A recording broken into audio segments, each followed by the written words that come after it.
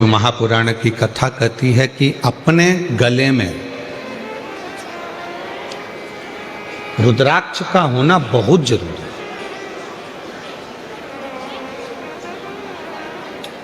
है। जितने blood pressure वाले होते हैं, जितने शुगर वाले होते हैं, काशी में आईआईटी ने इस पर शोध किया है।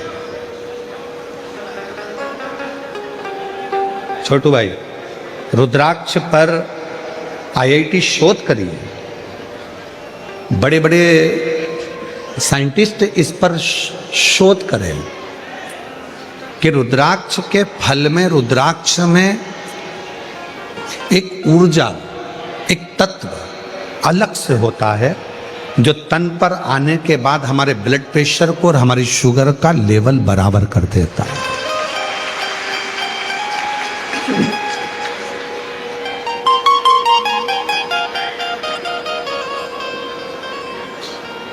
वो हमारे शुगर के लेवल को बराबर कर देता है, बराबर।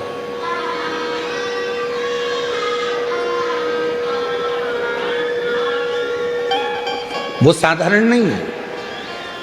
जैसे बेलपत्र का वृक्ष साधारण नहीं होता, दुनिया में कोई वृक्ष ऐसा नहीं है जिसका फल सूखने के बाद वापिस हरा भरा हो जाए।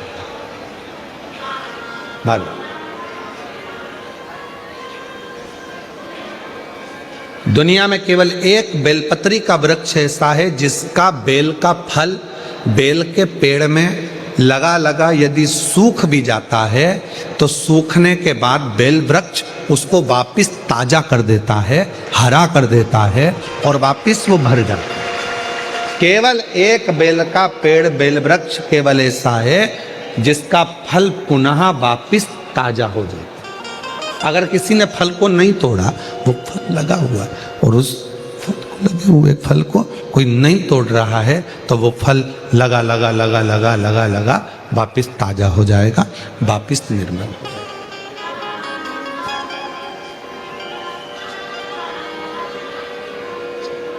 रुद्राक्ष के 4 स्वरूप हैं: सफेद, लाल, पीला और श्याम।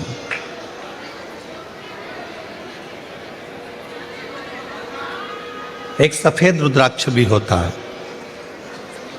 एक लाल रुद्राक्ष भी होता है, एक पीला रुद्राक्ष भी होता है, एक सफेद रुद्राक्ष भी होता है।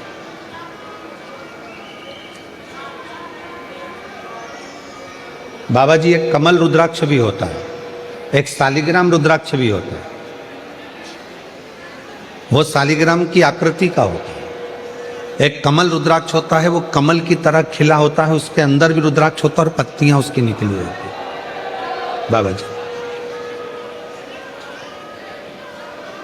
और जितने रुद्राक्ष होते हैं, एक मुखी से लेकर 14 मुखी तक शिव पुराण में वर्णन है और एक मुखी से 21 मुखी तक स्कंद पुराण में वर्णन है। स्कंद पुराण में सारे रुद्राक्षों में, मान लो एक मुखी रुद्राक्ष आपको मिल गया, बाबा की कृपा है। अगर असली मिल गया तो ये शिव कृपा है, शंकर की करुणा, शिव की दया।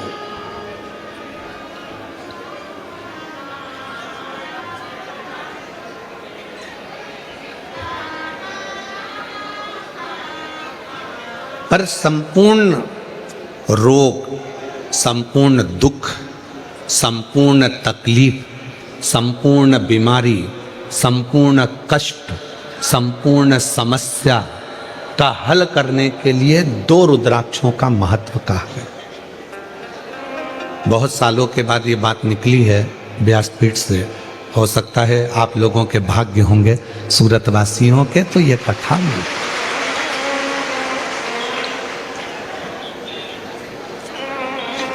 2 रुद्राक्ष ऐसे होते हैं जो संपूर्ण बीमारी के लिए, रोग के लिए, तकलीफ के लिए, कष्ट के लिए, दुख के लिए निवारण का कार्य करते हैं। वो है पहले नंबर पर 5 मुखी रुद्राक्ष। क्यों? शिव पंचानंद है। भगवान शंकर का एक मुख अघोर मुख है, अघोर मुख। अघोर मुख का मतलब है कि उनको क्रोध नहीं आता। अघोर मुख का मतलब है कि वो शांत स्वरूप है। कर्पूर घोरम करुणा तारम संसार सारम कर्पूर करुणा संसार सारम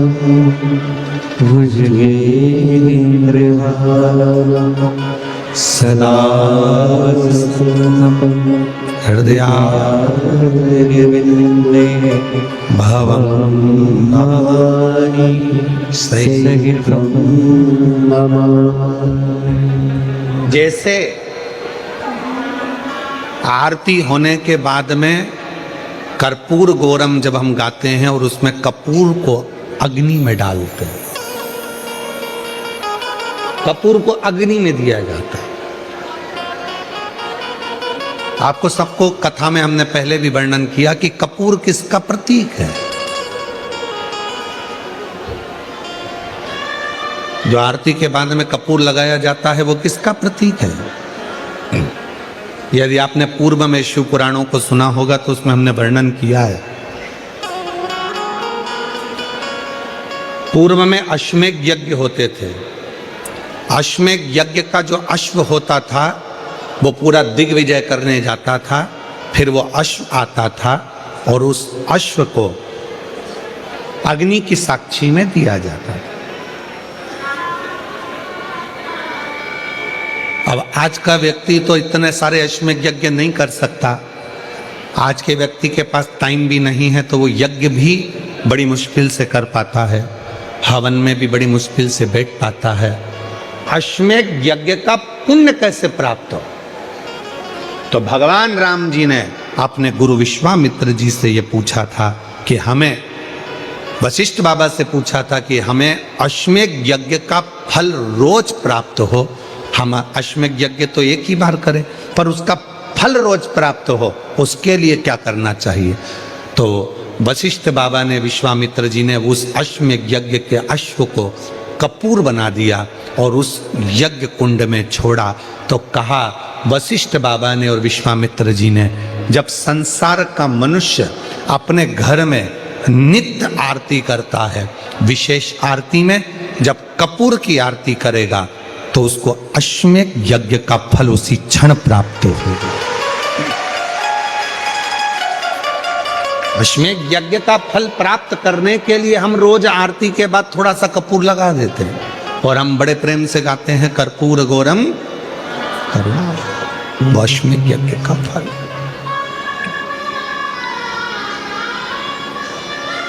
हमारे सनातन धर्म में जितनी भी चीजें होती हैं कोई साधारण नहीं है। हमारा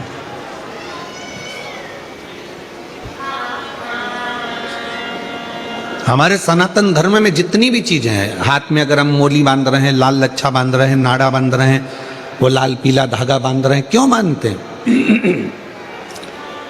किस लिए बांधा जाता है?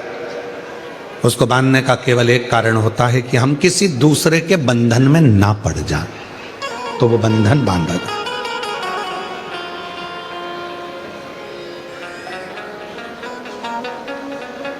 हमारे सनातन धर्म में माताएं तिलक लगाती हैं, बिंदी लगाती हैं, मांग भरती हैं।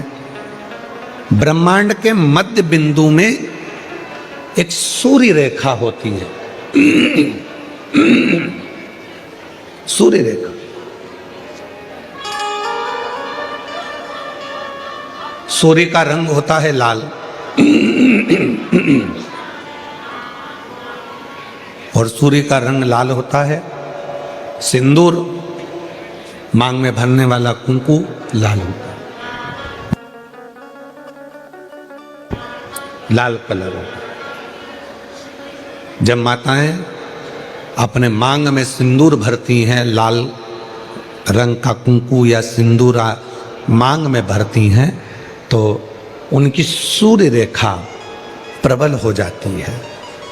और यदि कोई माता पढ़ी लिखी भी नहीं होती है, कुछ भी ना पढ़ी लिखी है, तो भी अपने बच्चे को पढ़ाने की सामर्थ्यता उसमें तुरंत प्रकट हो जाती है। वो पढ़ा। छोटू भाई, पहले के समय में माताएं इतनी पढ़ी नहीं होती थी। जो बुजुर्ग माताएं हैं वो इतनी पढ़ी नहीं होती, पर अपने बच्चे को वो ज्ञान पूरा देती। अपने बच्चे को विद्वत्ता पूरी देते थे, विद्वत्ता ज्ञान पूरा देते।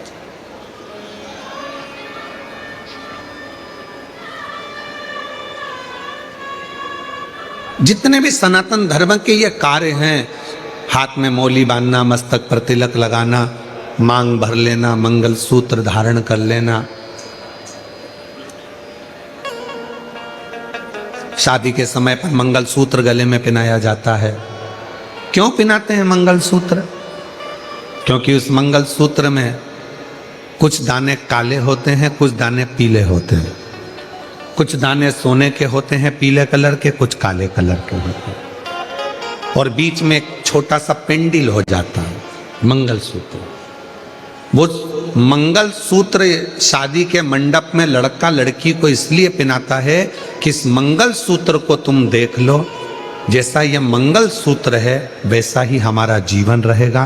कुछ दिन काले रहेंगे तो कुछ दिन पीले रहेंगे, कुछ दिन सुख के रहेंगे तो कुछ दिन दुख के रहेंगे। पर चिंता मत करना, ये सुख और दुख के दिनों में जब हम पूर्ण तरह से निकल जाएंगे तब आखिरी में एक पेंडिल आता है। उसी तरह फिर हमारी जिंदगी में एक आनंद का दिन जरूर आएगा। चिंता मत, वो दिन जरूर आएगा। वो दिन अपनी जिंदगी में खुशी का दिन जरूर आएगा, सुख का दिन जरूर आएगा।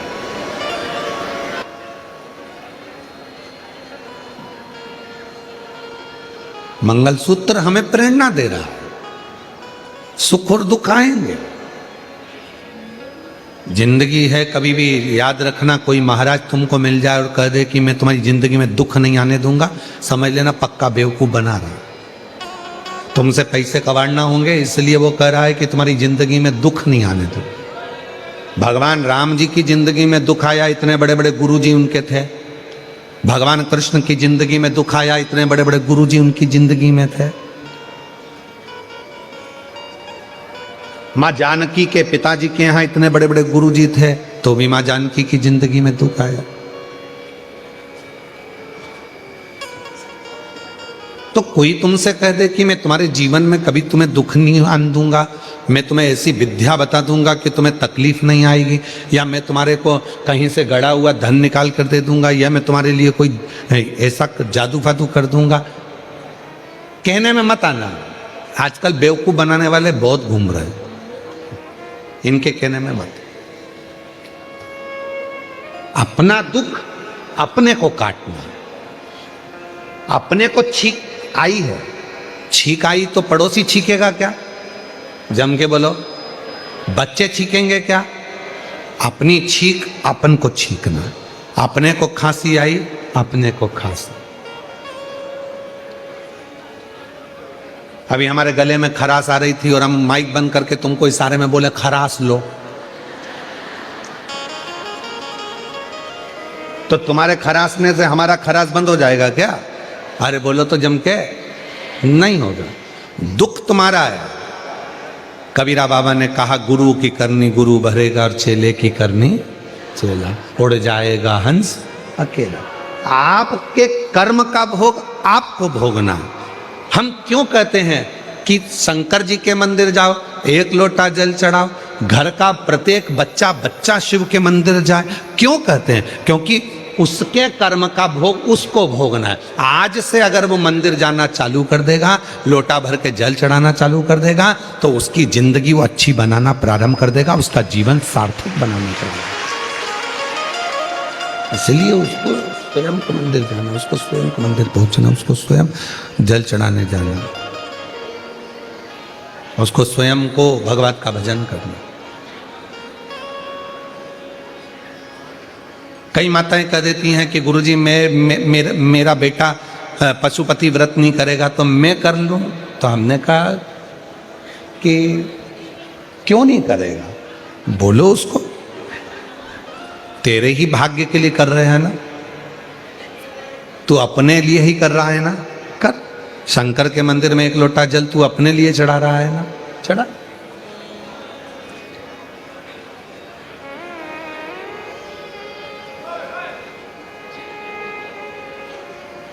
टच स्क्रीन मोबाइल चल सकता है, ये हो सकता है, पर टच पुण्य नहीं हो सकता। पाप भी तुम्हारा है और पुण्य भी तुम्हारा।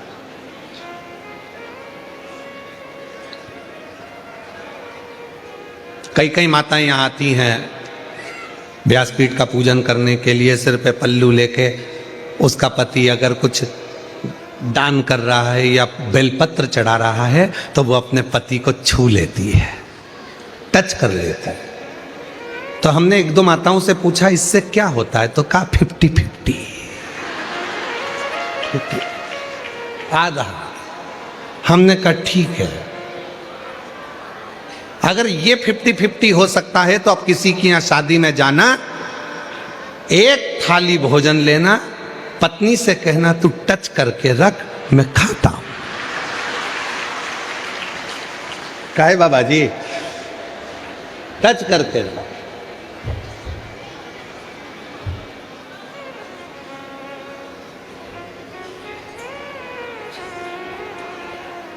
समोसा तुम खाओगे और पत्नी से कहो टच कर ले, स्वाद आया ना।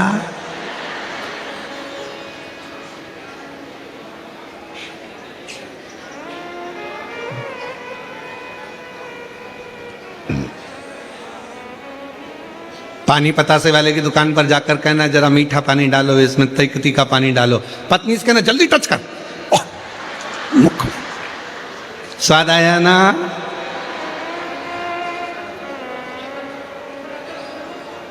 पति खाएगा तो पति को स्वाद आएगा और पत्नी खाएगी तो पत्नी को। फिर ये सिस्टम कौन ने लगा दिया? ये सिस्टम लेकर कौन आया कि टच कर लो? यहां टच करने पे लोगों को जूते पड़ जाते हैं, और ये टच का सिस्टम ठीक नहीं है।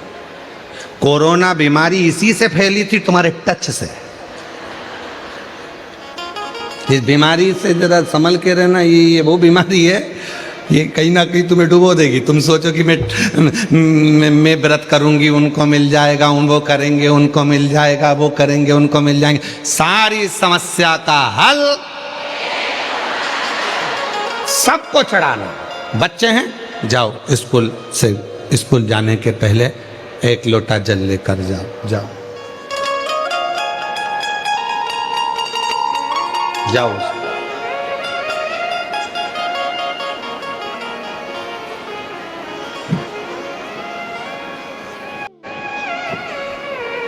आज कुछ स्कूल के बच्चे यहाँ आए हैं, उनका जोरदार ताली बजाकर स्वागत करिए, भाव से बोल।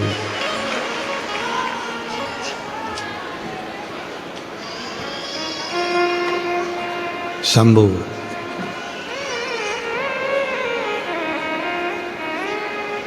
एक बार जोरदार ताली बजाओ इन सभी स्कूल बच्चों के लिए जो सुंदर प्रेरणा आनंद लेकर खड़े।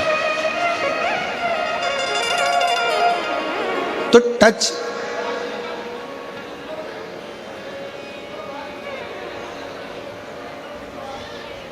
दान में, धर्म में, पुण्य में, संकीर्तन में, सत्संग में, भजन में, कीर्तन में स्वतः करिए, स्वयं का करिए। हाथ में खुजाल चल रही है और तुम पड़ोसी से कह रहे हो तो तेरे हाथ में खुजाल नहीं, उससे मतलब नहीं। अपने को स्वयं खुजाना पड़ेगा, अपने को स्वयं खाना पड़ेगा, स्वयं अपने को छींकना पड़ेगा, स्वयं। कोई दूसरा नहीं करेगा मेरा, स्वयं को करेगा।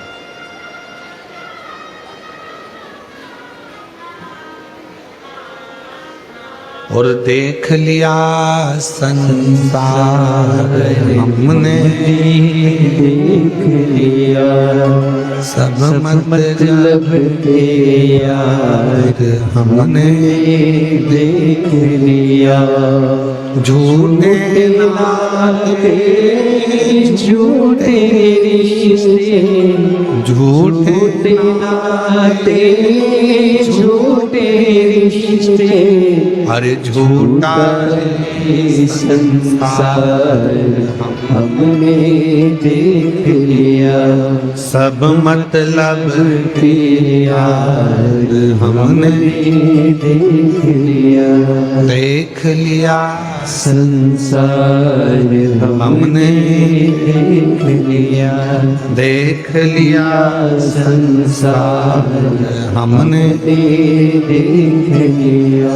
छूने से अपना भजन अपने को स्वयं करना पड़ेगा, अपना संकीर्तन अपने को स्वयं करना पड़ेगा, अपनी अविरल भक्ति अपने को स्वयं धारण करना पड़ेगा, अपना स्मरण अपने को स्वयं करना पड़ेगा, कोई दूसरा नहीं करेगा। महाराज शंभो शंभो शंभो शंभो, दूसरा नहीं करेगा, अपने को स्वयं करना, स्वयं। तो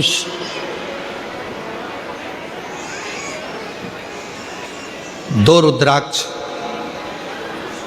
एक मुखी से 14 मुखी के बीच में, एक मुखी से 21 मुखी के बीच में, एक से 14 के बीच में, एक से 21 के बीच में दो रुद्राक्ष हैं।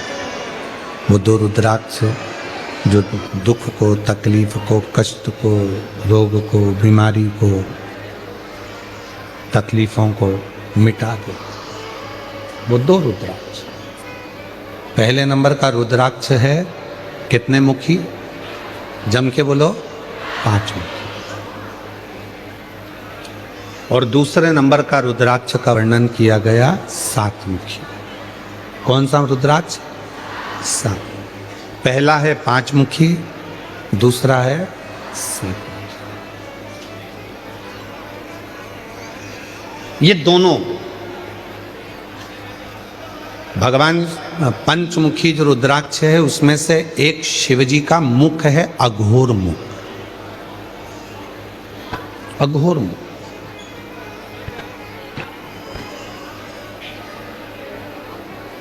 ये लोग कहते हैं अघोरी है, ये अघोर साधना करता है, ये अघोरी है। अघोरी का मतलब, अघोर का मतलब होता है कि किसी को कष्ट ना दे।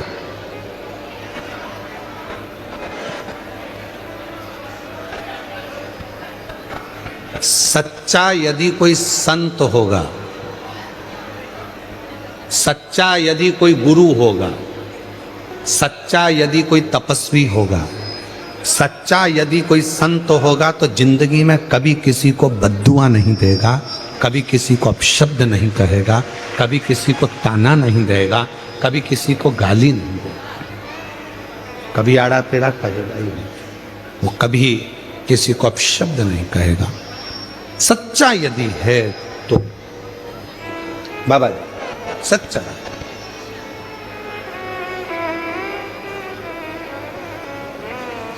छोटू भाई, ये फ्लाइट बाबा हैं। भारत की भूमि हो चाहे विदेश की भूमि हो, जमीन पर इनका कोई मकान नहीं है, जमीन पर कोई इनका आश्रम नहीं है, जमीन पर इनका कोई बैंक में अकाउंट नहीं है।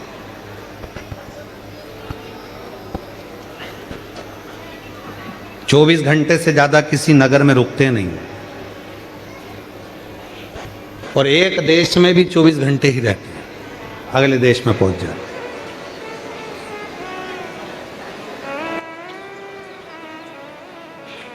शायद ही कोई सेठ होगा, कोई करोड़पति होगा, कोई अरबपति होगा जो दान धर्म इतना करता होगा जितना ये फ्लाइट बाबा। कोई बेटी की शादी है, रोते हुए आया, झोले में से इनने निकाला, देना प्रारंभ करा। क्या कोई रकम, क्या कोई गहना, क्या कोई पैसा, कोई शिक्षा है, कोई चिकित्सा है, बाबा रहते फक्कड़ हैं। लोगों को लगेगा कुछ नहीं, पर वो कपड़े में ना जाने क्या रहता है कि बाबा की कृपा से सबको प्राप्त भी होता रहता। बाबा फक्कड़ है, कुछ नहीं है, पर इनका बड़ा प्रेम है कि वो यहाँ आते हैं, कथा में आशीर्वाद मिल जाता है, साधुता दर्शन हो जाता है। यही पुण्य था, यही पुण्य।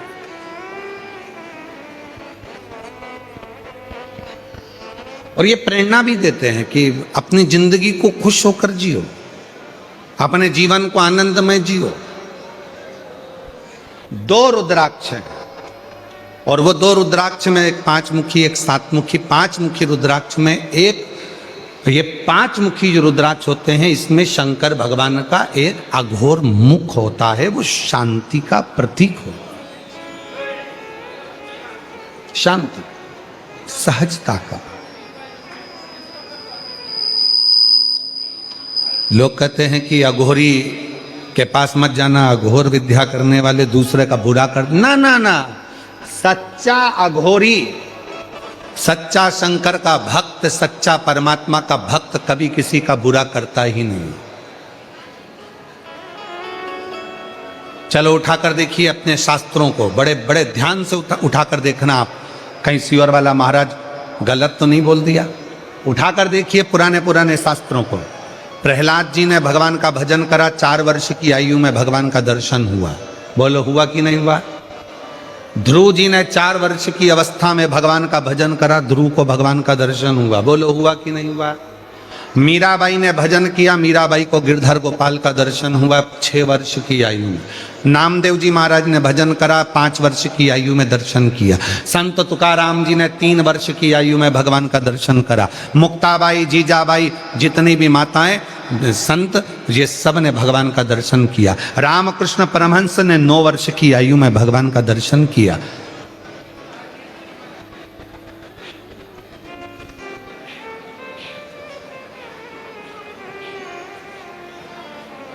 भगवत भजन।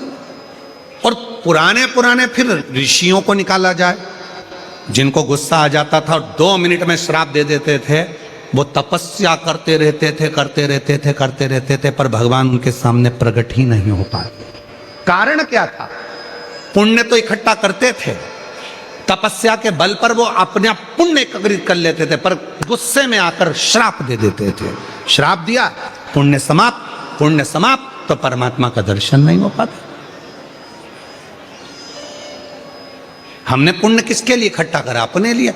और अगर हम उसको अपशब्द कहकर, गाली देकर, आड़ा टेढ़ा बोलकर, बद्दुआ देकर, किसी को श्राप देकर अपने पुण्य को अगर हम समाप्त कर लेते हैं तो परमात्मा कभी नहीं मिलता।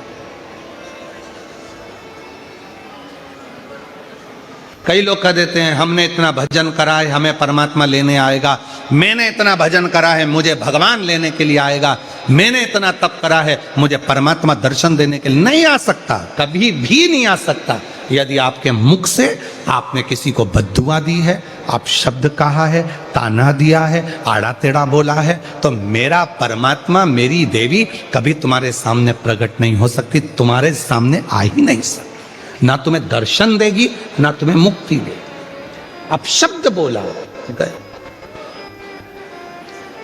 विक्रम बेताल की कथा किस किसने देखी टीवी पर? हाथ उठाइए। विक्रम बेताल नाटक आता था, सीरियल आता था, आज भी डला होगा टीवी पर, यूट्यूब पर। उसका सबसे बड़ा एक ही चीज थी, क्या थी? तू बोला मैं चला। बस वो विक्रम बेताल की कथा संत को याद कर लेना चाहिए, एक अच्छे साधु को याद कर लेना चाहिए कि हमारे मुख से अपशब्द निकला और हमारा पुण्य चला।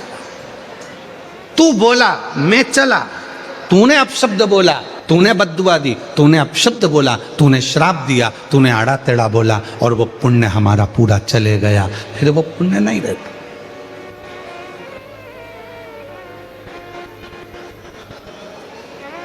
एक बहन जी ने एक पत्र लिखा था परसों के दिन, उन्होंने प्रश्न करा था कि रुद्राक्ष पहनकर क्या हम हॉस्पिटल में नहीं जा सकते? रुद्राक्ष पहनकर क्या किसी के यहाँ पर चले गए, मरण में चले गए या किसी के यहाँ चले गए तो हमारा रुद्राक्ष क्या बेकार हो जाएगा, खंडित हो जाएगा? क्या हमारा रुद्राक्ष अच्छा नहीं रहेगा? माताएं गले में धारण कर लेती है, रजस वाला धर्म आ जाता है, तो क्या हमारा रुद्राक्ष खंडित हो जाएगा? क्या हमारा रुद्राक्ष बेकार हो जाएगा? कहाँ? किसी के यहाँ बच्चा हुआ, हम चले गए तो हमारा रुद्राक्ष हॉस्पिटल में गए तो बेकार हो गया, मैयत में गए तो बेकार हो गया, मरण में गए तो बेकार हो गया, कोई गलत कृत्य हो गया तो क्या बेकार हो गया? कहाँ लिखा? नहीं। रुद्राक्ष मतलब शिव, शंकर। वो अगर आपके गले में पड़ा है तो आप कितने भी अपवित्र क्यों ना हो गए तो भी वो रुद्राक्ष अपने आप आपको पवित्र कर देता, अपने आप वो पवित्रता प्रदान करता, अपने आप। माताएं कहती है हम रुद्राक्ष पहनेंगे हमारे साथ में ये प्रॉब्लम हो जाएगी, हमारे साथ वो, अरे रुद्राक्ष धारण करा मतलब वो पवित्रता प्रदान करेगा, पवित्रता देगा। कई कहता है हम शमशान में पहन कर जाएंगे हमारा रुद्राक्ष बेकार हो गया ना। तुलसी की माला और रुद्राक्ष की माला कभी जिंदगी में अशुद्ध नहीं होती, वो शुद्ध की शुद्ध बनी रहती है, वो पवित्र की पवित्र बनी रहती है, उसमें शुद्धता रहती है, उसकी अपवित्रता कब, वो अपवित्र नहीं होती, उसमें पवित्रता बनी, वो शुद्ध नहीं होगा।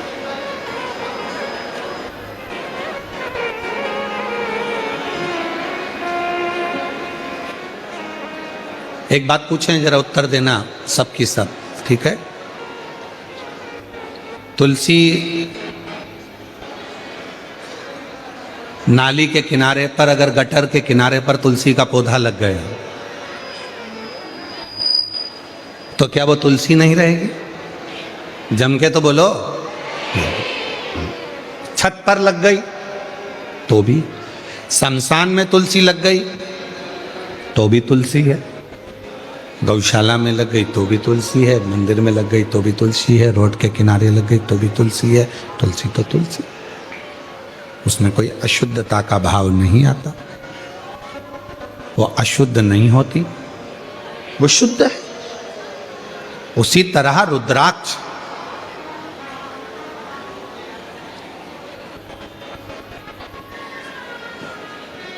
गलत जगह चले गए, कोई गलत खाने पीने वालों के साथ में बैठ गए, कोई गलत व्यक्ति का संग मिल गया तो क्या रुद्राक्ष हमारा शुद्ध हो गया? नहीं।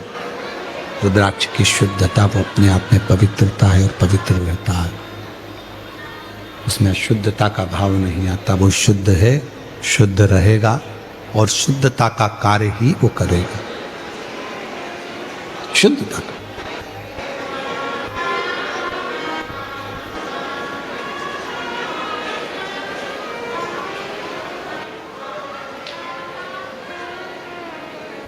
स्मरण,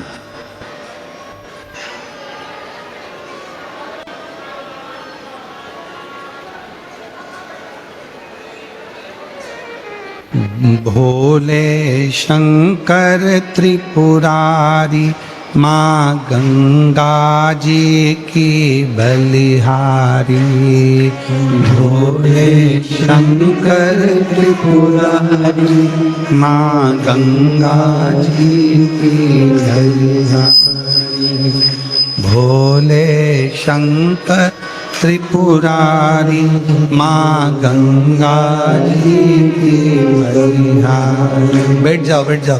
भोले शंकर त्रिपुरारी माँ, बोलो सब बोलो सब बोलो। भोले शंकर त्रिपुरारी माँ गंगा जी की बलिहारी। भोले शंकर त्रिपुरारी माँ गंगा जी की बलिहारी।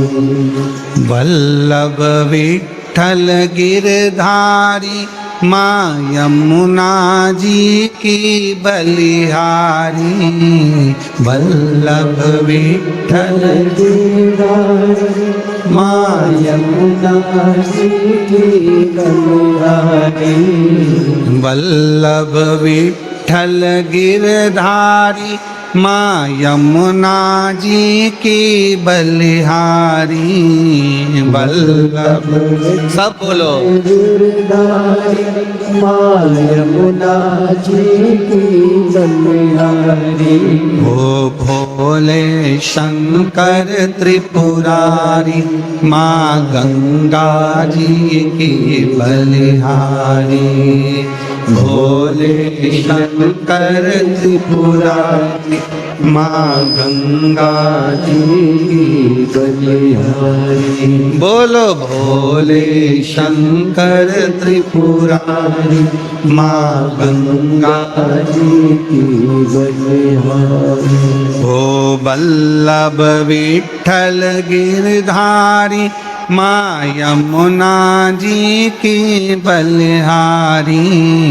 वल्लभ विठ्ठल गिरधारी माँ यमुना जी की बलिहारी।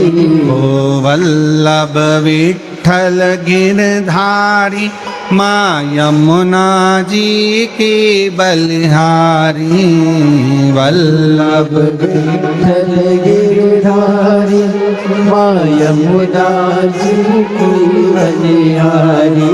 ओ भोले शंकर त्रिपुरारी माँ गंगा जी की बलिहारी।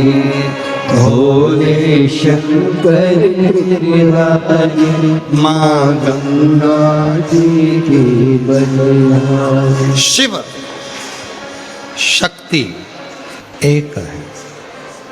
यमुना भी पवित्र कर रही हैं, गंगा भी पवित्र कर रही हैं। गंगा का जल उत्तराखंड से चला गंगोत्री से, पहुँचते पहुँचते पहुँचते पहुँचते प्रयागराज पहुँच गया। प्रयागराज से फिर काशी पहुँच गया। काशी से फिर चलता कोलकाता पहुँच गया। गंगा सागर में जाकर मिल गया। गंगा जहाँ से बहकर जा रही है उसने सबको पवित्र कर दिया। यमुना जी जहाँ से बहकर जा रही उन्होंने सबको पवित्र कर दिया, सबको। उसी तरह रुद्राक्ष गले में है, वो आपको पवित्र कर रहा है, पवित्र। बिना संकोच के मेरी जीजियां, बिना संकोच के मेरे बेटा, बिना संकोच की मेरी बेटियां, बिना संकोच के मेरे बुजुर्ग, बिना संकोच के मेरी बुजुर्ग माताएं। कोई कह रहा है शरीर में लकवा लग सकता है, पैरालिसिस आ सकता है, ब्रेन स्ट्रोक आ सकता है, हेमरेज हो सकता है। हमारा निवेदन है, छोटे से छोटा बच्चा हो, चाहे बुजुर्ग से बुजुर्ग व्यक्ति हो, चाहे महिला हो, चाहे पुरुष हो, उसके गले में अगर एक रुद्राक्ष पड़ा है तो उसकी जिंदगी में वो दुख नहीं पा सकता। लोग बाद में पहनते हैं, जब तकलीफ आ जाती है, तकलीफ आने के बाद लोग रुद्राक्ष पहनते हैं। हम कहते पहले से पहन। कोरोना की बीमारी आएगी तब तुम इंजेक्शन लगवाओगे,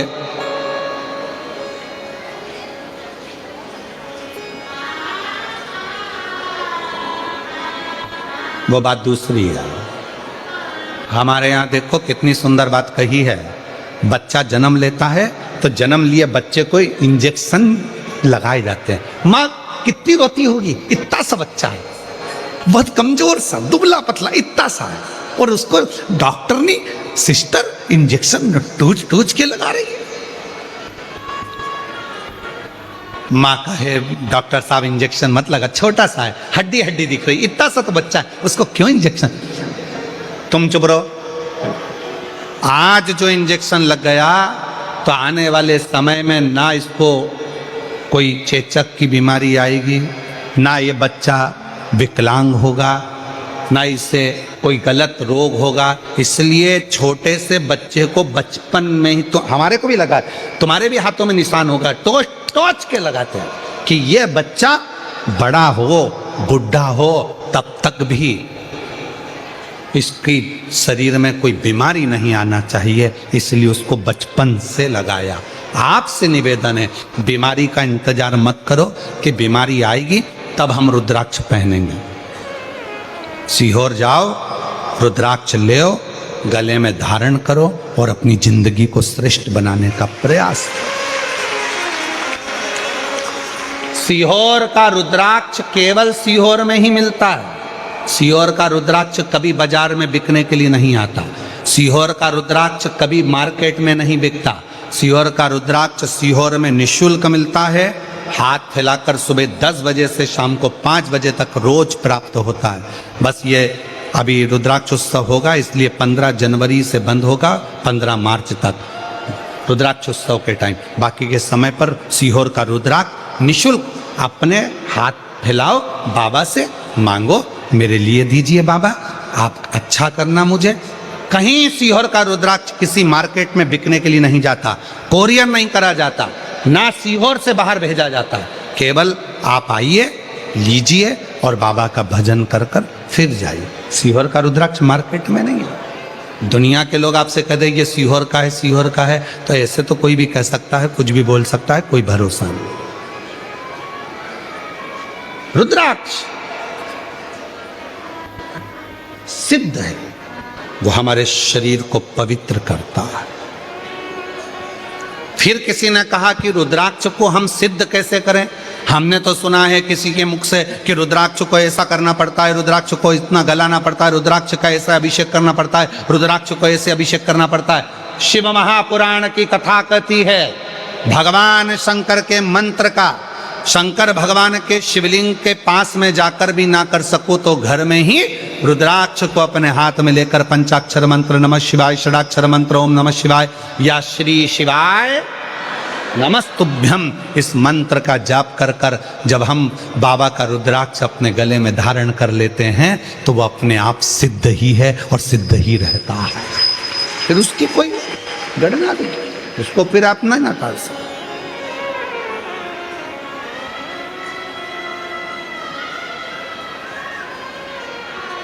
पंचमुखी रुद्राक्ष में एक मुख होता है अघोर। अघोर एक सुंदर चरित्र आता है हमारे शास्त्रों में पढ़ने में कि एक अघोरासुर हुआ।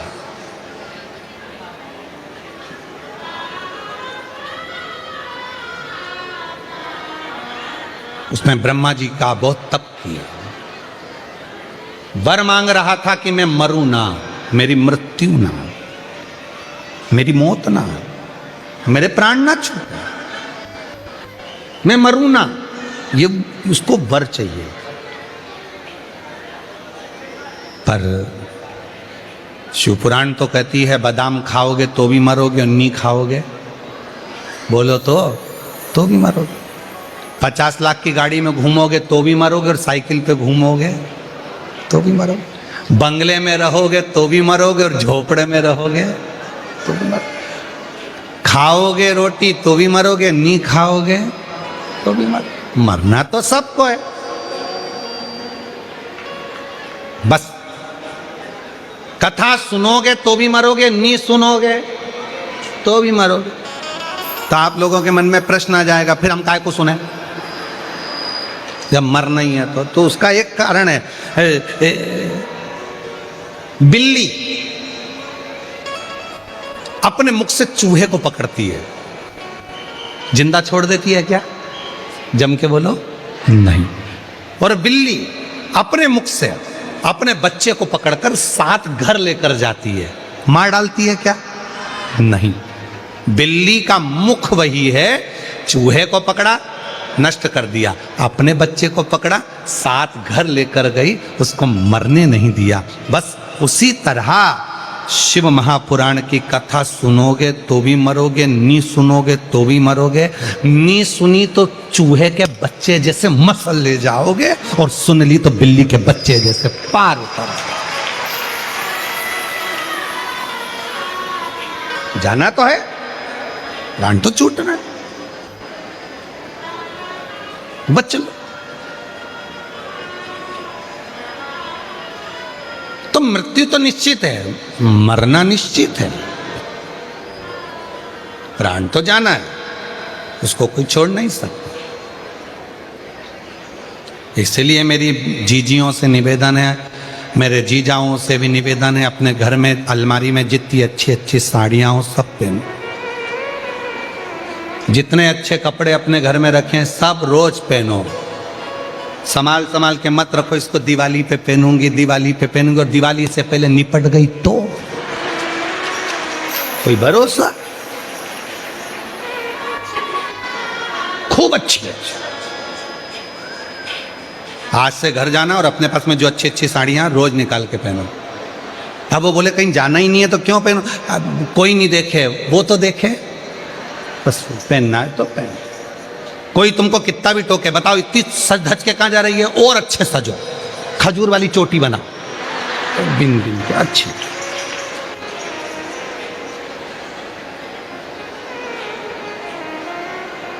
पेंसिल से लाइन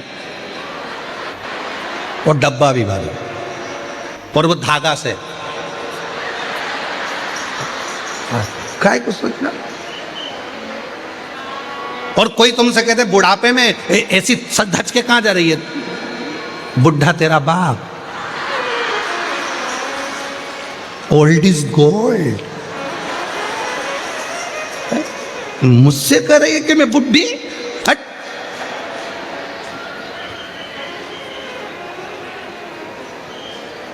अच्छे जो भगवान ने दिया है उसमें खुश रहना प्रारंभ करो। किसी की वस्तु को देखकर, किसी का महल देखकर, किसी की गाड़ी देखकर, किसी का बंगला देखकर, किसी की दौलत देखकर अपने मन में ये मत सोचना कि मेरे पास इतना होना चाहिए।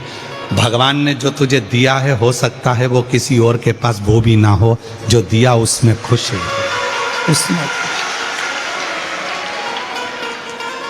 प्रसन्न रहो।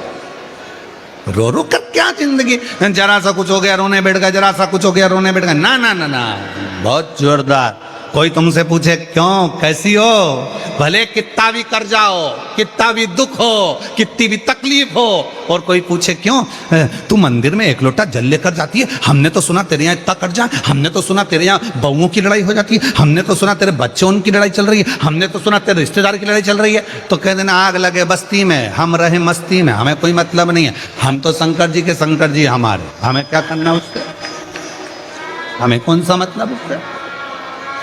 इसलिए मेरी जीजियों, मेरे जीजाओं, हमने देखा है लोगों के पास में धन बहुत है पर खाना खाने की फुर्सत नक नहीं है, फुर्सत। दुकान पर ग्राहक आ रहे हैं, तुमसे अच्छा तो तुम्हारा नौकर है, ठीक 2 बजे छुट्टी मारता है, चाय सेठ जी 50 ग्राहक खड़े रहे, उसको खाना खाना है मतलब खाना है। तुमसे अच्छा एक भिखारी है, तुम्हारे ही दरवाजे से मांगता है, तुम्हारे दरवाजे के बाहर जाकर कचौड़ी और समोसा खरीद कर खाता है, और तेरा मन करता है खा लूं क्या 5 रुपए का, खा लूं क्या 10 रुपए का, और तू जोड़ जोड़ के बच्चों के लिए, पत्नी के लिए, बच्चों के लिए, पत्नी के लिए, बच्चों के लिए, पत्नी के लिए, और एक दिन फोटो टंग जाता निपट।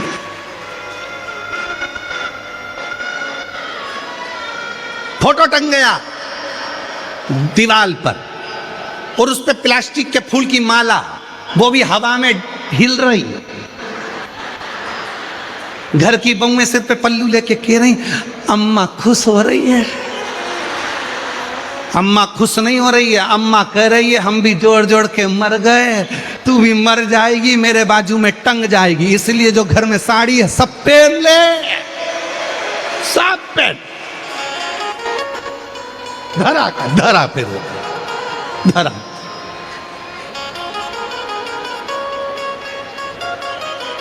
इसलिए काल करो सो, आज करो सो, घर जाके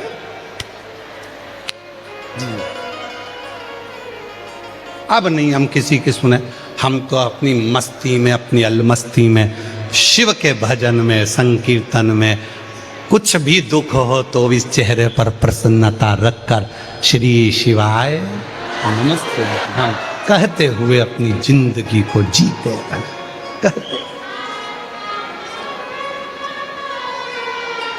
और बस वही जीवन का एक वही चीज। तो रुद्राक्ष एक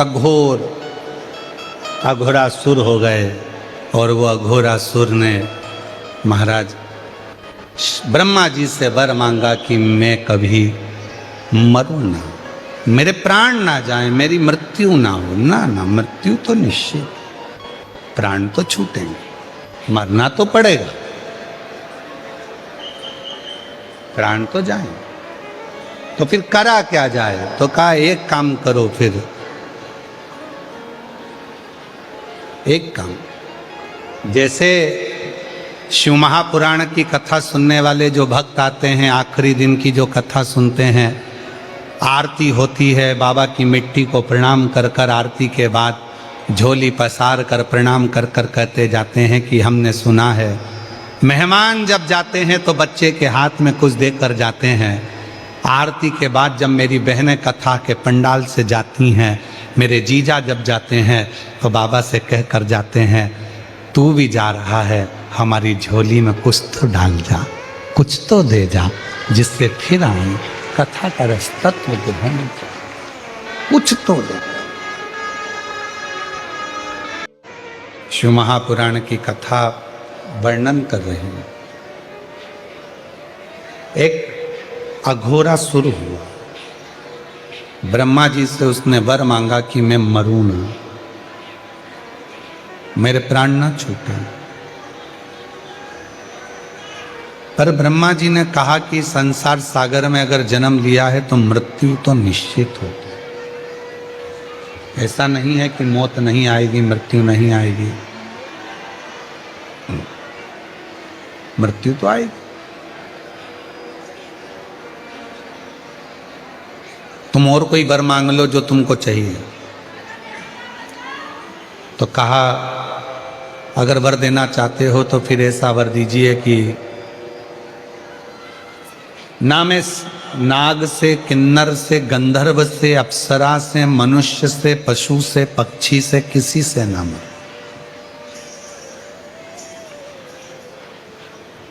मेरे सामने आकर अगर कोई मुझे क्रोध कर कर मारना चाहे तो मैं ना मरूं, क्रोध से मैं ना मरूं। हाँ, यदि कोई सरलता के भाव में मुझे मारेगा तो मैं मरने को तैयार। ब्रह्मा जी ने कहा तथास्तु, ठीक है, हम तुम्हें वर देते हैं कि ऐसा ही हो, ऐसा ही हो। वर प्राप्त हो गया। अघोरासुर ने उत्पात मचाना प्रारंभ कर दिया।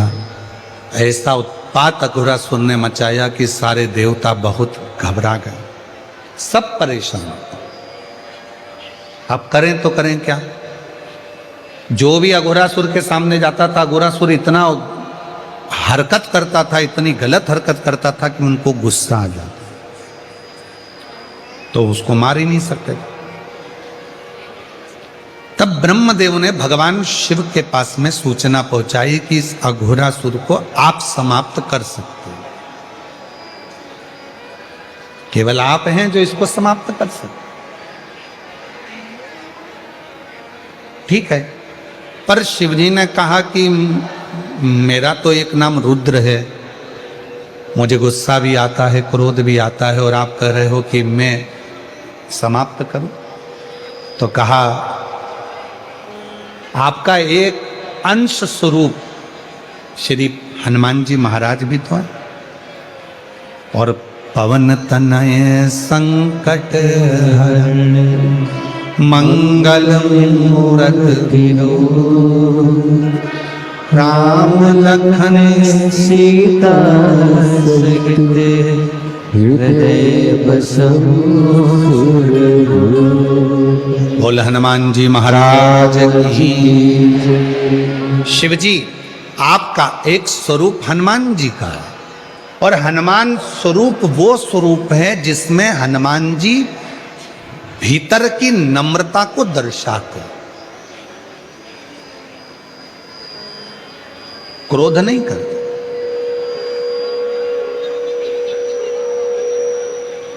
कितना कितना क्रोध हनुमान जी को दिलाया गया, पर हनुमान जी गुस्सा नहीं करे।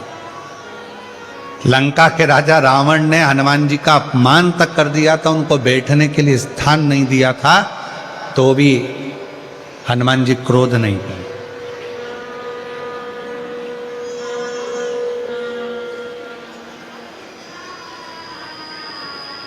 कोई स्थान नहीं मिला तो भी उनको गुस्सा नहीं है।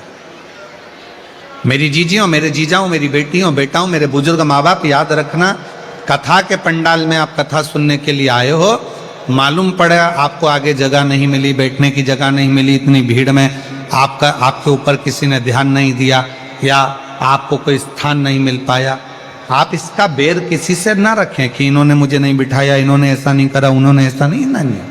विचार मन से निकाल, शीतलता अपने भीतर रखें। हनुमान जी को तो स्थान नहीं दिया था बैठने के लिए, तो भी हनुमान जी महाराज क्रोध नहीं करे, शांत शांत, कोई गुस्सा नहीं। तब श्री हनुमान जी महाराज को भगवान शिव जी ने याद किया और हनुमान जी को बुलाया कि आज अघोरासुर का वध करना है।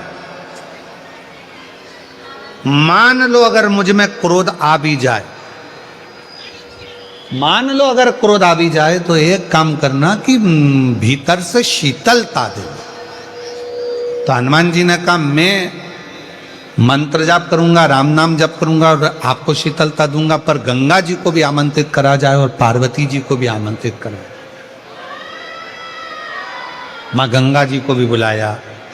गंगा, जब मैं अघोरासुर को मारूं तब तुम मुझे शीतलता देना, शीतलता। पार्वती, जब मैं अघोरासुर को मारूं तो तुम मुझे शक्ति और भक्ति दोनों साथ देना। ठीक है, हनुमान जी हैं, गंगा जी है और पार्वती जी हैं, और शिव जी आज अघोरासुर को मारने के लिए जा रहे हैं।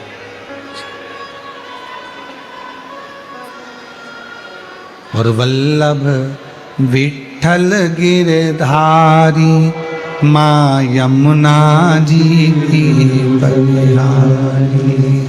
वल्लभ विठल, बोलो बोलो बोलो, माँ यमुना जी की बलिहारी। भोले शंकर त्रिपुरारी माँ गंगा जी की बलिहारी।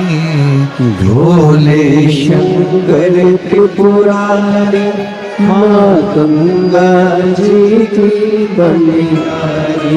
हे भोले शंकर त्रिपुरारी माँ गंगा जी की बलिहारी। भोले शंकर त्रिपुरारी माँ गंगा जी की बलिहारी। वल्लभ विठल गिरधारी श्री यमुना जी की बलिहारी। वल्लभ विठल गिरधारी श्री यमुना जी की बलिहारी। अघोरासुर ने उत्पात मचाया, ऐसी ऐसी हरकत अघोरासुर ने करी कि भगवान शिव को क्रोध आने लगा, शंकर भगवान को क्रोध आने, और जैसे शिव जी क्रोध आने लगा, शंकर भगवान को जैसे ही क्रोध आने लगा, गंगा जी ने शीतलता दी, पार्वती जी ने भक्ति शक्ति, हनुमान जी महाराज ने भगवान राम के नाम का उच्चारण कर कर शीतलता प्रदान करना प्रारंभ कर दिया। शीतल। और अघोरासुर को मारने के लिए भगवान शिव ने तुरंत अपना शस्त्र त्रिशूल उठाया। अघोरासुर चरणों में आकर पड़ गए, मुझे मत मार।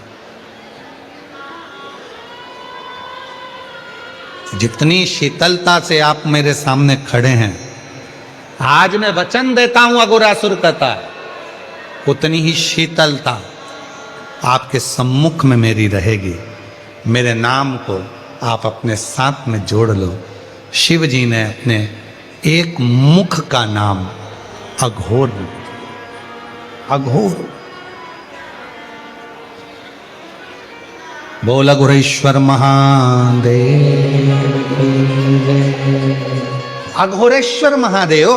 तो यहां जो रुद्राक्ष की महत्वता चल रही है, 5 मुखी रुद्राक्ष में जो 5 मुख होते हैं उसमें से एक मुख अघोर का होता है।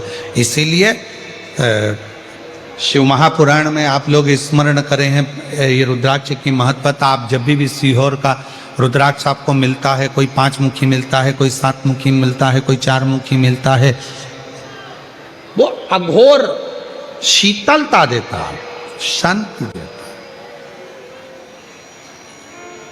और यहां तक शिव पुराण कहती है, शिव महापुराण यहां तक कह रही है, अगर मान लो किसी के शरीर में ब्लॉकेज आ गए हैं और डॉक्टर ने कहा है कि इनका बाईपास कराना है या इनका हार्ट कम काम कर रहा है, आप डॉक्टर का इलाज करवाते रहें, टेबलेट खाते रहें, दवाइयाँ खाते रहें, जांचें कराते रहें, मना नहीं है, क्योंकि डॉक्टर भी शिव का एक रूप होते हैं, उनके कहे अनुसार करें। पर साथ में एक काम और चालू कर दो। मान लो कल बाईपास होना है, कल ऑपरेशन होना है, आज से ही एक बेलपत्री शिव जी पे चढ़ाएं और बेलपत्री की डंडी, चाहे आप कहाँ खड़े हैं, बस जहां आप खड़े हैं, बेलपत्री की जो डंडी है उस डंडी का मुख अपनी ओर रखना और अघोरेश्वर महादेव के नाम से 5 बार जल उस बेलपत्री पर, शिवलिंग पर चढ़ाएं, कटोरी में उस जल को झेल कर ले आएं और अघोरेश्वर महादेव का नाम लेकर उस जल को जिसका बाईपास हो रहा है, हार्ट काम नहीं कर रहा, उसको थोड़ा थोड़ा 5 बार पिला दें और दूसरे दिन फिर डॉक्टर को बोलें कि एक बार जांच करो, बाबा चाहेगा तो उसका हार्ट काम करना प्रारंभ कर दे। अघोरेश्वर महादेव।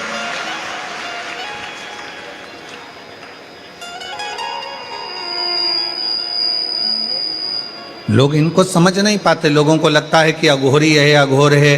अघोर, अघोर का मतलब होता है शांति, अघोर का मतलब होता है शीतलता, अघोर का मतलब होता है विपदा को हरने वाला, अघोर का मतलब होता है जो तुम्हारे भीतर जो भी आपके जीवन में सुख आने में जो दुख दिए जा रहे हैं, आपकी सुख की जो मार्ग हैं उसमें जो तकलीफें आकर खड़ी हो रही है, उस मार्ग को क्लियर करना, उस मार्ग को साफ करना।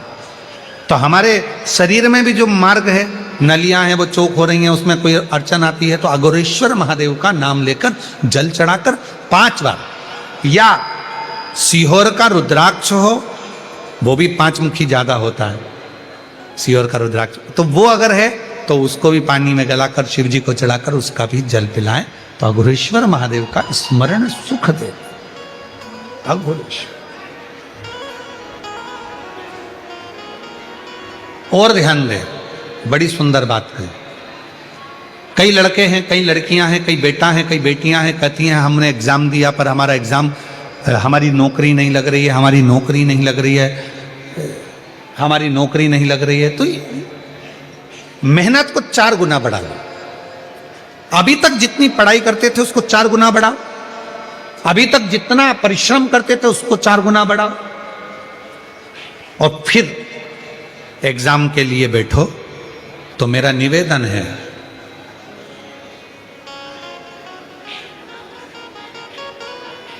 कभी तुम्हारे पास में अगर रुद्राक्ष है सीहोर का, तो उस रुद्राक्ष पर तुम्हारे घर में अगर अलोनी भस्म हो, अलोनी भस्म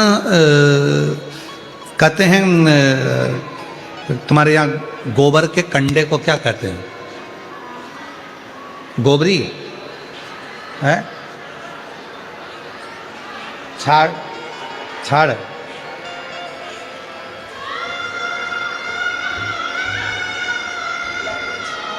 छाना, तो गुजरात में उसको छाना बोलते हैं और महाराष्ट्र में गोबरी कहते हैं, हमारे उधर कंडा कहते हैं। ठीक है, तो जो वो गाय का गोबर होता है तो वो उसको हाथ से थपा हुआ नहीं, गाय ने गोबर किया, नीचे गिरा, सूखा हुआ गोबर का कंडा जो होता है उसको जलाकर भस्म बनाकर कपड़े से छानकर उसको डब्बी में रख लेते हैं। जब ऐसा लग रहा है कि मेरा ये काम हो ही नहीं रहा, अटक ही अटक रहा है, तो सोमवार की अष्टमी जब पढ़े तो वो थोड़ी सी जो भस्म है वो उस रुद्राक्ष पर, 5 मुखी पर अघोरेश्वर महादेव का नाम लेकर चढ़ा दी जाए और उसी भस्म को खाकर, उसी भस्म का तिलक लगाकर यदि कार्य के लिए जाया जाए तो वो कार्य सफल होता ही है, उसमें अड़चन आ ही नहीं सकती।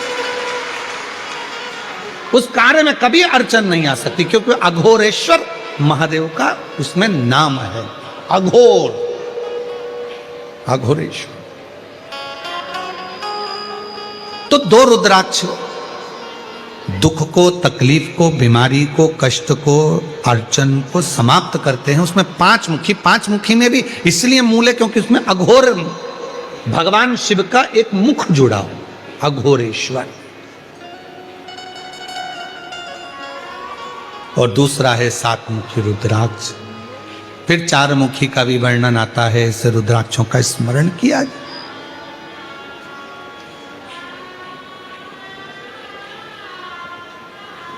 और यही 5 मुखी रुद्राक्ष का वर्णन एक और आता है महाराज। डॉक्टर ने कहा कि कमर का गुरिया चले गया है और वो गुरिया खसक गया है, या घुटने का ग्रीस खत्म हो गया है, या घुटने में गैप आ गया है, या कमर में गैप आ गया है, और व्यक्ति को लगे कि मैं बैठ नहीं पा रही हूँ, जमीन पर नहीं बैठ सकती, डॉक्टर कह रहा है कि कुर्सी पर बैठना पड़ेगा, नीचे नहीं काम कर सकती, नीचे नहीं बैठ सकती, गुरिया चले गया है, डॉक्टर का इलाज करवाओ, डॉक्टर को दिखाओ, जांचें कराओ, जो बोले वो करो। साथ में एक काम और करो, अशोक सुंदरी वाली जगह पर, सेनाई शांति रखो, अशोक सुंदरी वाली जगह पर रुद्राक्ष को रखें। अगर 5 मुखी रुद्राक्ष सीहोर का यदि आपके पास में है तो वो रुद्राक्ष को अशोक सुंदरी वाली जगह, अशोक सुंदरी का स्थान आप लोगों को पहले भी बताया है, ये शिवलिंग, ये जलाधारी, ये जल बह रहा है, बीच में जो स्थान है वो अशोक सुंदरी का स्थान है। राइट में गणेश जी, लेफ्ट में कार्तिकेय जी, जलाधारी, पार्वती जी का हस्तकमल, शिवलिंग, शंकर का स्वरूप, शिवलिंग के ऊपर जो जल गिरता है ऊपर से, जया, विषहरा, शामरीबारी, दौतली, देव, शंकर जी की 5 लड़कियां जल गिराती, बीच में अशोक सुंदरी का स्थान, अशोक सुंदरी। अशोक सुंदरी वाले स्थान पर रुद्राक्ष को रखकर 5 दुर्वा अघोरेश्वर महादेव का नाम लेकर प्रदोष की प्रदोष समर्पित करें। उन 5 दुर्वा को लेकर आ जाएं और 5 टाइम, 5 समय ऐसा निकाल लें सुबह से लेकर शाम तक के बीच में कि मुझे इन 5 दुर्वा को एक एक कर धीरे धीरे चबा चबा कर खाना है। उसको खाना प्रारंभ कर लें। रुद्राक्ष अपने जो बांधते हो गले में रखें या अपने पास में रखें और उस 5 दुर्वा को 5 प्रदोष कर लीजिए। और उसके बाद आपकी कमर में जो गैप है या दर्द है या नीचे नहीं बैठ सकते हो, धीरे धीरे धीरे धीरे उसमें आराम लगना प्रारंभ हो जाएगा। वो गुड़िया जो है अपनी जगह पर बैठे। अघोरेश्वर महादेव का नाम लेकर, अघोरेश्वर।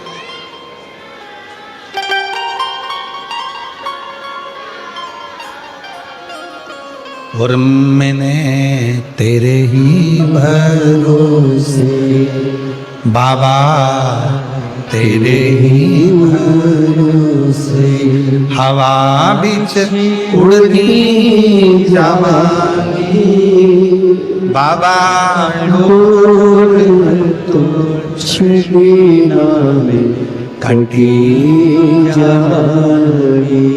भोले मैं तेरी पतन, शंभु मैं तेरी पतन। और अघोरेश्वर महादेव एक ऐसे महादेव का स्वरूप जिन्होंने शांति, शीतलता और मार्ग को प्रशस्त किया, मार्ग को प्रशस्त।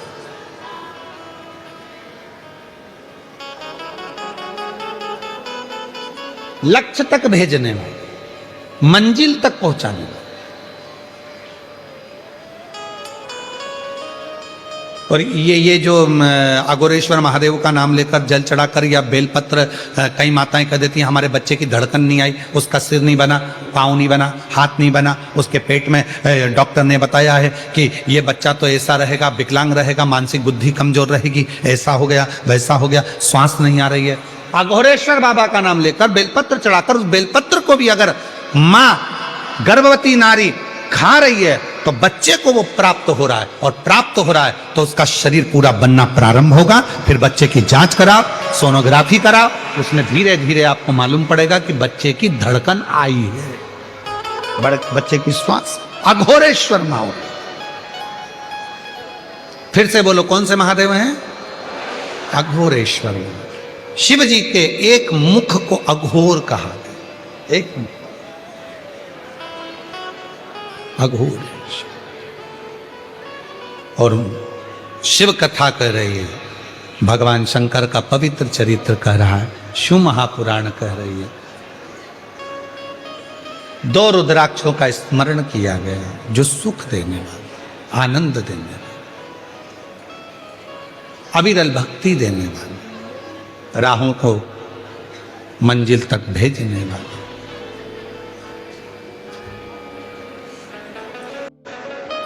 एक बिदल और उत्पल नाम के 2 असुर थे।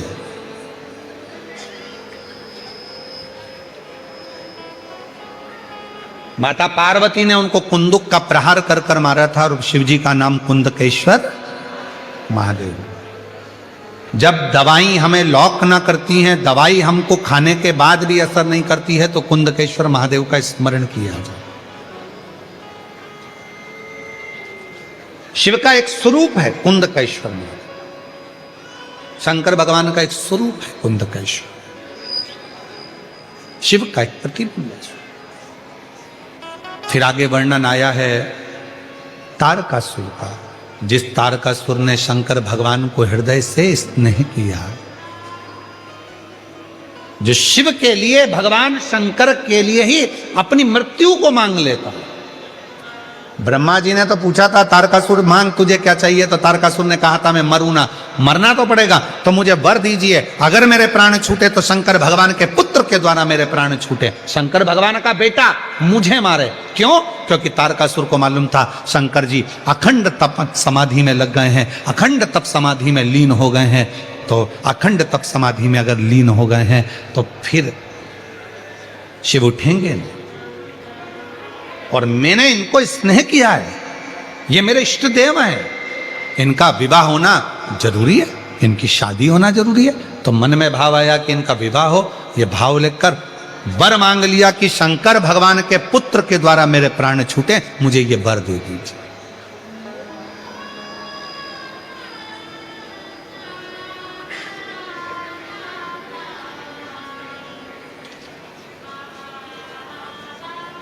मुझे कुछ और नहीं चाहिए।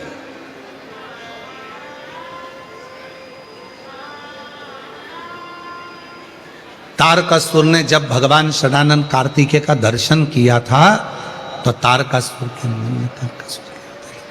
के मन में तारकासुर के हृदय में भाव आ गया था। तारकासुर के हृदय में यह भाव आ गया था कि मेरे शिव का दर्शन मैं आज कर रहा हूं, शंकर का दर्शन।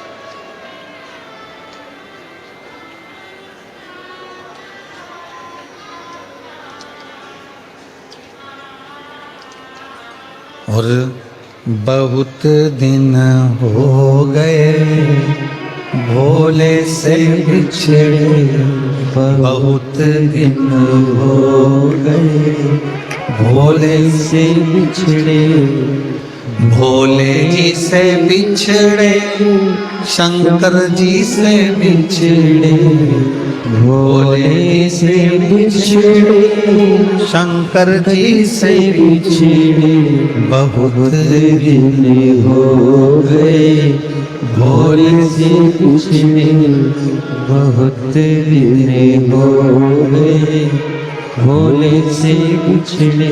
बहुत दिन शिव को प्राप्त करना चाहा, शिव मिले, शंकर मिले। आज शिव का दर्शन मुझे कार्तिकेय के रूप में हो रहा है।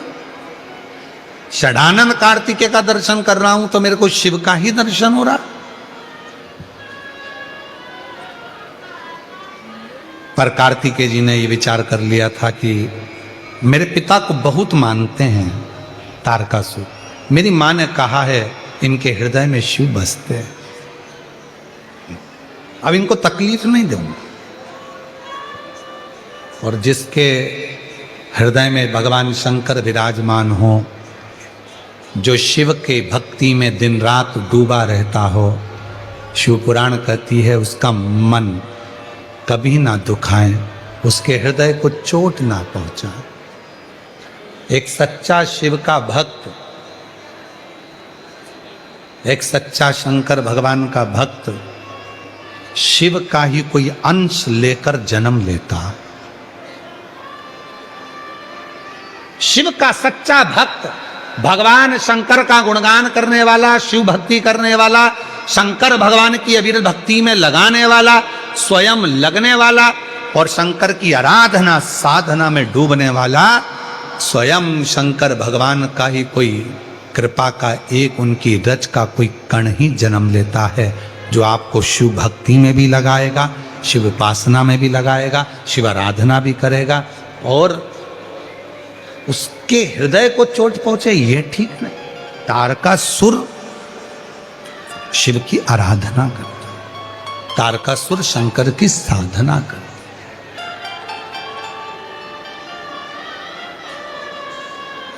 सीहोर कुबरेश्वर धाम पर जब भक्त आते हैं, कंकर शंकर पूजन करते हैं,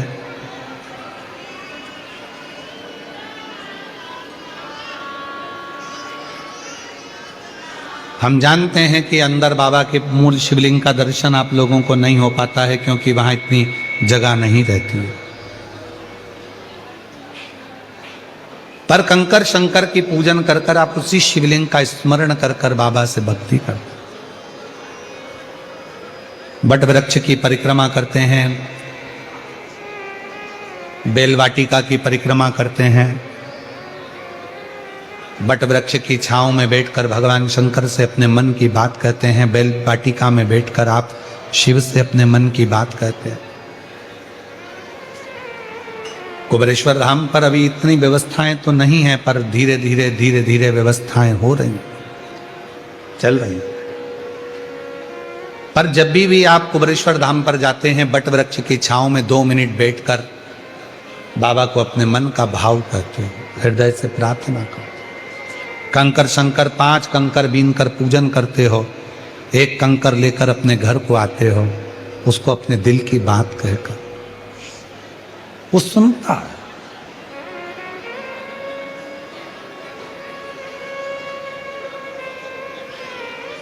बारह ज्योतिर्लिंग का मध्य बिंदु है कुबरेश्वर धाम। जिस भूमि पर मांगा गया जीव का कल्याण कर देता, जीव का कल्याण।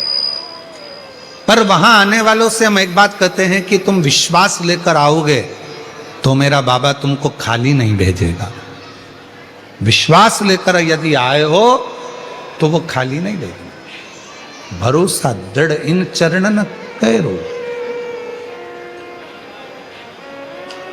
समय आया, तारकासुर के प्राणों को षडानंद कार्तिकेय जी ने हर लिया और तारकासुर के प्राण चले गए। तो तारकासुर के 3 बेटे हैं, तारकाक्ष, विदुम्माली और कमलाक्ष। इन तीनों का संहार भी भगवान शिव ने पशुपति नाथ रूप रखकर किया। पशुपति नाथ रूप,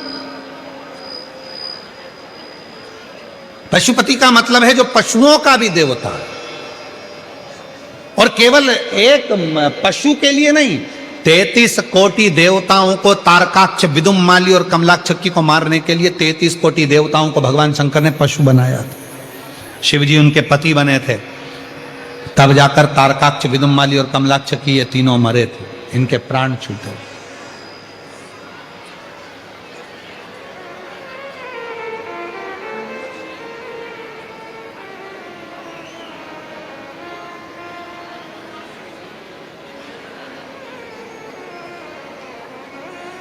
केदारनाथ जी कौन कौन गया है? हाथ उठाओ जो केदारनाथ गए। गए हो केदारनाथ जी? देखिए, वहां के घोड़े को देखा है, खच्चर को, गधे को? अरे बोलो तो जम के, बैठे भी होगे तुम लोग तो।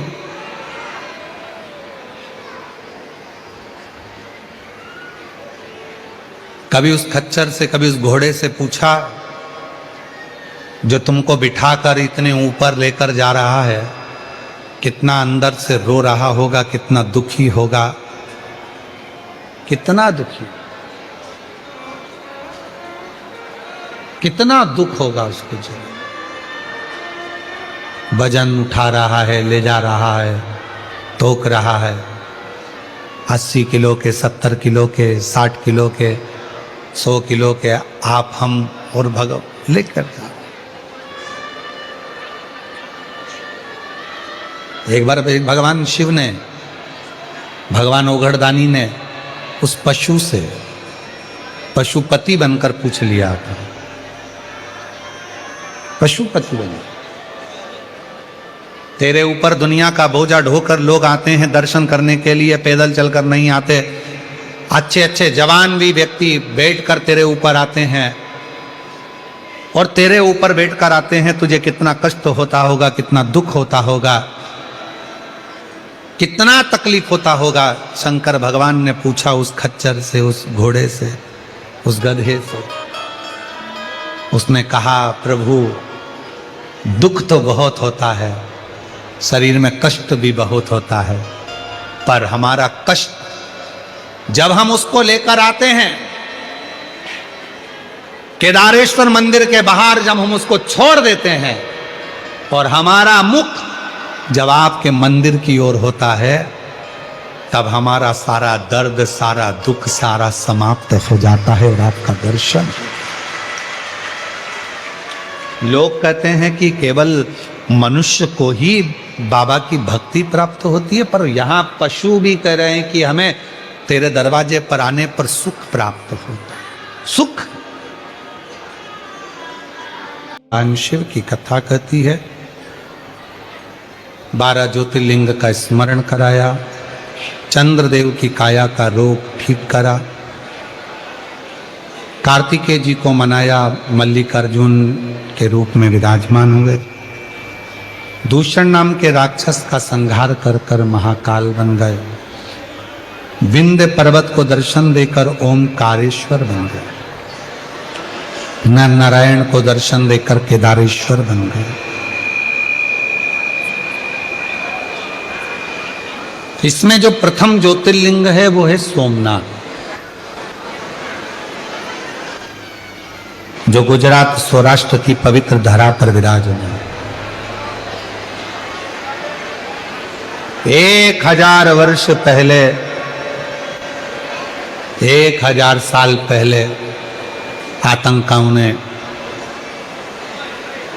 विधर्मियों ने उस सोमनाथ के अस्तित्व को मिटाना चाहा था।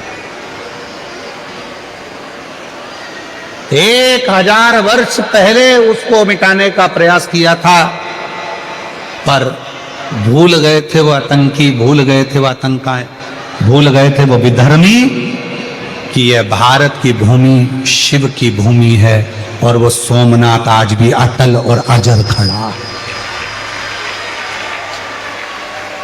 अजर और अटल वो सोमनाथ आज भी खड़ा है।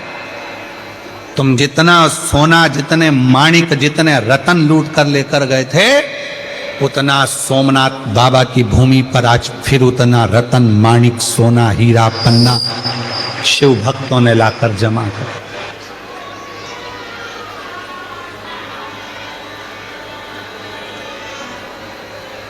वो सोमनाथ, उसको क्षति पहुंचाने वाले भले वो उस समय के आक्रांता रहे हों, पर आज शिव के भक्तों ने उसको संभाला।